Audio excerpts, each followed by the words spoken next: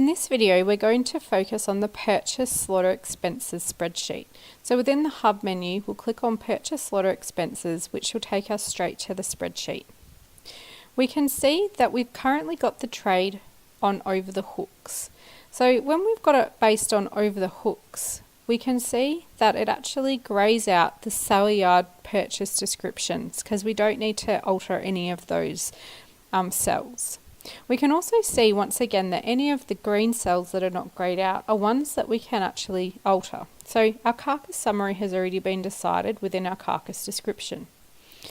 Firstly, we have a range of pre-slaughter costs. So these range from stock agent commissions to livestock levies and any other fixed costs per head that you'd like to enter. We have slaughter costs. So how much has it cost to actually slaughter the animal? And are there any other fixed costs that you want to include in there? To the right hand side of the spreadsheet, we can offset some of this with any slaughter floor revenue. So do we have any offal returns we need to take into consideration or any other returns?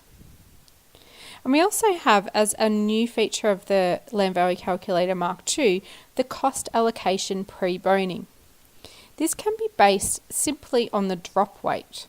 So what percentage does a forequarter, hindquarter and saddle actually take up of the drop weight, and therefore do we allocate those pre-boning costs based on weight? You can also use a user allocation. So if you feel that you need to allocate more cost, for example, to the saddle, even though it doesn't weigh as much, you can adjust that here. And we've got the main range of cuts here that we can alter that based on as well. If we go to the bottom here, we can see we've got a pre-boning cost analysis summary table and also a gross margin analysis summary table as well, which starts to give us a look at that gross margin analysis.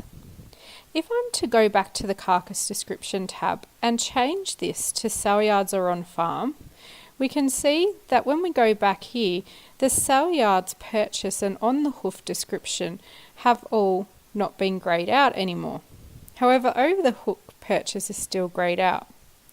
So we can see now that we can alter our sale yards purchase prices here based on a per head basis and deduct the skin value.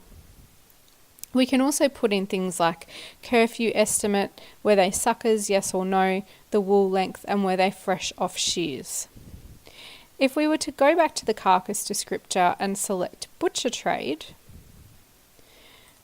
we can now see that it's actually removed a lot of the inputs because we don't really need to have information on whether they were over the hook or sale yard based.